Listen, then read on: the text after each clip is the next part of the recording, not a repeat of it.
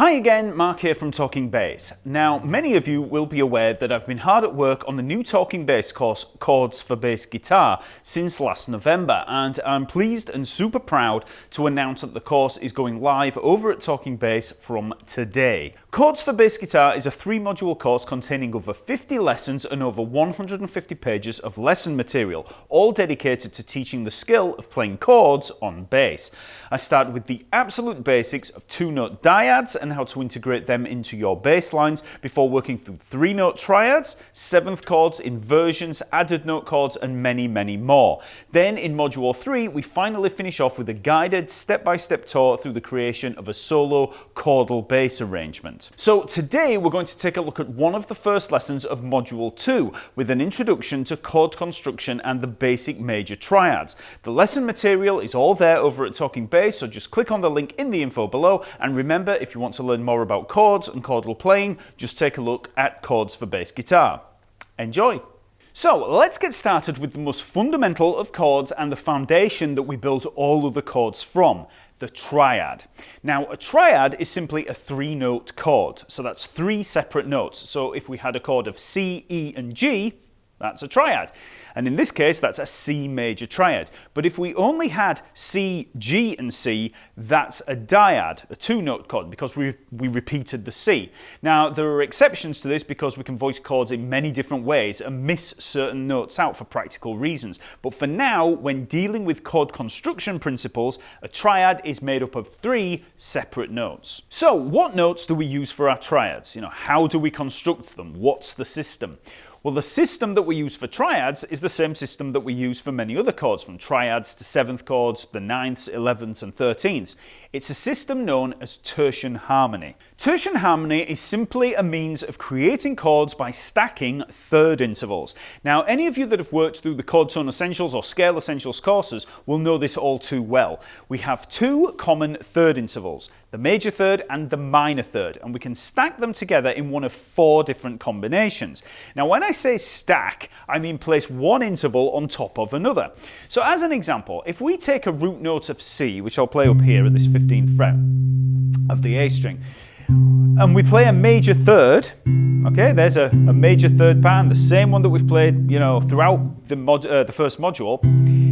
That's our major third, C to E. Now, if I then build another third, let's say a minor third from the E, that gives us a G, E to G. So we have the major third on C and then the minor third on G. When we put them both together, we get this chord. So we've stacked 2 thirds, a major third and a minor third. And that combination of major third and minor third is how we create a major triad. A good way to learn chord construction principles on bass is to first learn the chords as arpeggios. An arpeggio is simply a chord played 1 note at a time, and when it comes to bass guitar, arpeggios and the individual chord tones are an essential aspect of learning to play and create bass lines, fills, melodies, and just, music in general. So while learning these chords, I would definitely advise learning the corresponding arpeggios, So instead of just learning, a chord like that for a C major triad, you want to learn the arpeggio as well. Some chords have to be simplified to play on a 4-string bass, but with an arpeggio, you get to play and understand every note in the complete chord. So learn the arpeggios and then, the playing of the chord is going to be much easier in terms of understanding the notes. The Chord Tone Essentials course is an extensive deep dive into all of this, the arpeggios. So in terms of the actual arpeggio, if we want to build a C major triad, we take a note of C, and then we stack the thirds. So we have, as I said, major third and a minor third. So we take C, play the major third. So I've got the 3rd fret of the A string there for our C.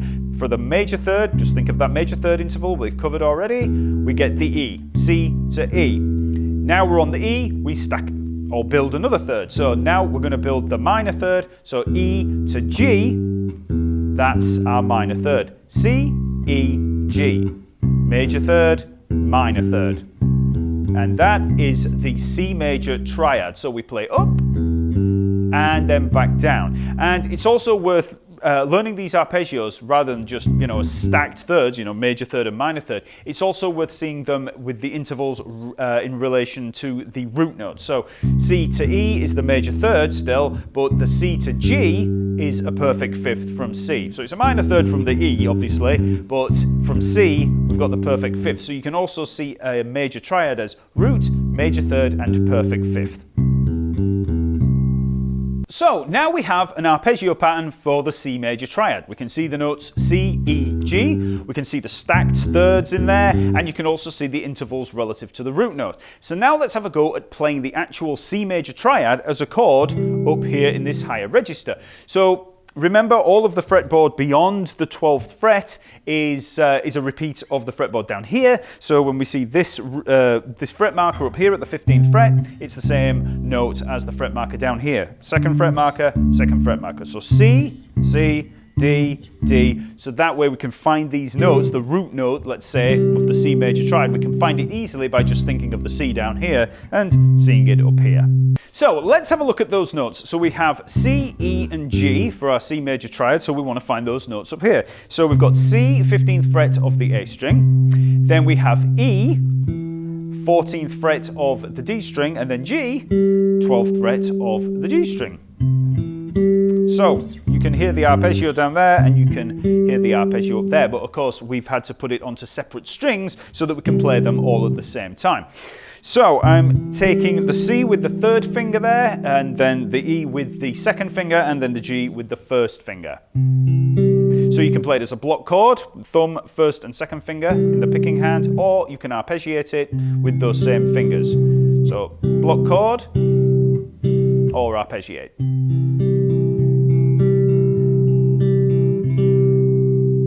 So now we have that C major chord up here, you can actually see the two thirds stacked one on top of the other. You can see the major third there between the third finger and the second finger, the C to the E, and you can also see the minor third there from the E to the G. You can see both of them there, stacked, okay? And it's really, really important to understand about this stacking of thirds.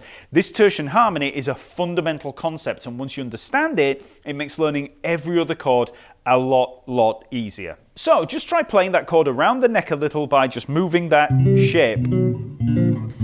And you'll notice as you move down the neck that you have to change the fingering a little. So once you get round about here, round to the G maybe at the 10th fret of the A string, you might want to switch to the fourth finger, third finger, and first finger there. It's a little bit easier up here playing with third, second, first finger, but down here you want to bring that fourth finger into play. Okay, and you'll find that it's quite a bit of a pull on the hands as you get down there. A little bit more of a stretch. You're gonna have to push down, maybe like you've never pushed down before on the bass, if you're not used to playing chords. So it's really good exercise for the hands, both independence and strength. Now, another thing that you'll probably notice as you move down the neck with this triad is how it starts to get a bit muddy. So as I'm moving down, it just gets darker and darker, starts getting muddier, and if we were to move down onto the E string and play the same pattern,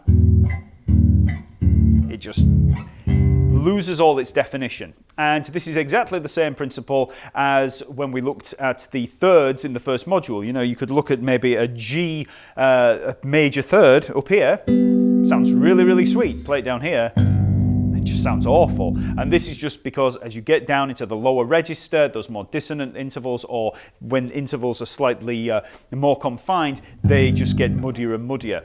Octaves are fine, but a third would be awful.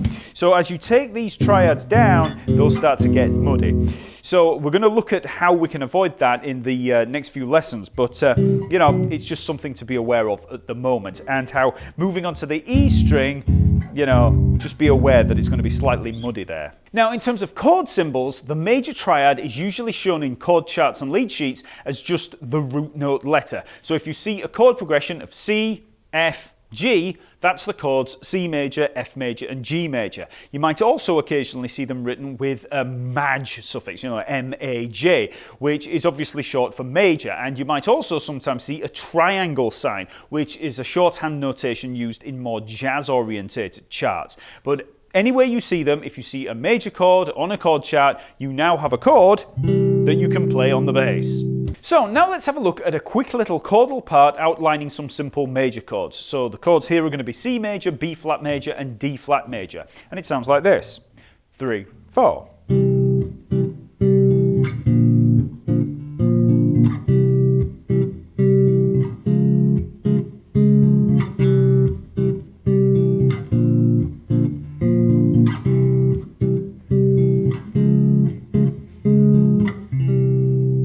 So in terms of the chords here, it's all major triad. So it's the same shape, just moved up and down. So you already know the major triad shape. So we're going to be playing it on C there. So with a root note at the 15th fret of the A string. Then we come down a whole step, down 2 frets to B flat at the 13th fret of the A string. And then we're going to be coming back to C and then up to D flat with a root note at the 16th fret of the A string. So C major, B flat major, C major, and then D flat major, and then back to where we started. So in terms of the rhythmic pattern there and the comping, we've got a block chord twice, once on beat 1 and then on the and of beat 2. So 1, 2, and 3, 4. 1, 2, and 3, 4. 1, 2, and 3, 4. So then we simply come down with eighth notes. We play the A string and the G string, so I'm playing the C and the G there when it's the C major triad. So I'm playing with the thumb and the second finger there. And then I just come down, D string, A string, so E, C. So those two notes first, you know, the A and the G string together, and then down on the D string, down to the A string. Okay, and that's all of it. So.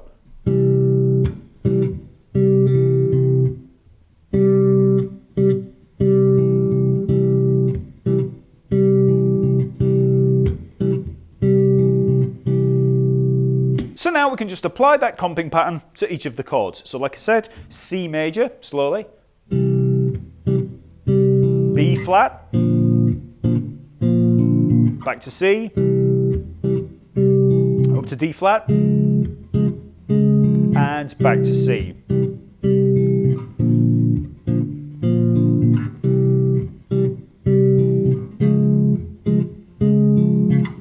And that's it. Next is another chord progression played a little lower on the neck, so we can make use of that pinky. We might have the following.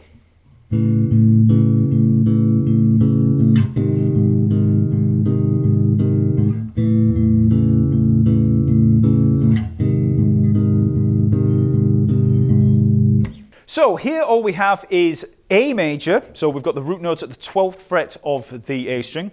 Same pattern as we had before, but just starting on that A, and this time I'm obviously using the pinky, the 4th finger, so 4th finger, 3rd finger, 1st finger, and then we have the A flat or G sharp, so we've just come down a half step, so just 1 fret, so we've just got that chord and we're just bringing it down 1 fret.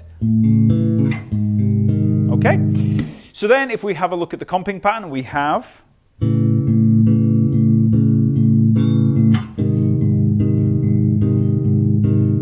so we're playing a block chord, so all the notes together on that A major, and then we play thumb on the A string. And then after that we just have 1st and 2nd finger on the D and the G string, and then the thumb. So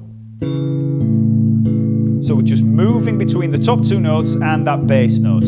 So those 2 fingers, thumb. Those 2 fingers, thumb. So just get used to that move. Okay, so starting with the block chord. And then down.